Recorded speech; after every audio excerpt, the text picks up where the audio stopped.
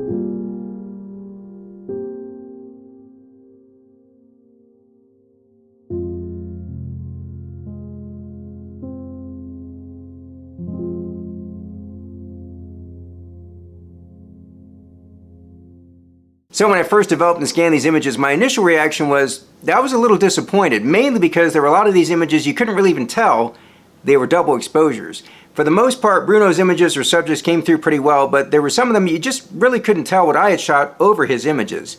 So I was feeling kind of sorry for myself, kind of bummed out, but that pity party only lasted a few minutes when I just set my ego aside, and instead of being disappointed, I came to the realization that, yeah, you know, maybe you couldn't really tell what I'd shot over his images, but hey, I had the privilege of developing all these awesome images from France that otherwise I would never get to see.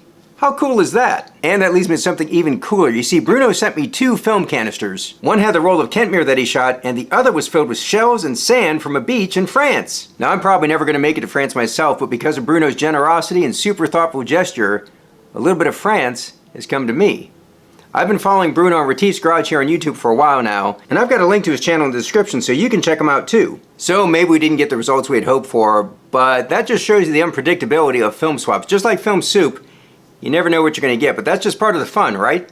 You want to catch more fun experiments with film photography, make sure you subscribe to the channel. That'll do it for this experiment, so until next time, do some good, have some fun, and shoot some film!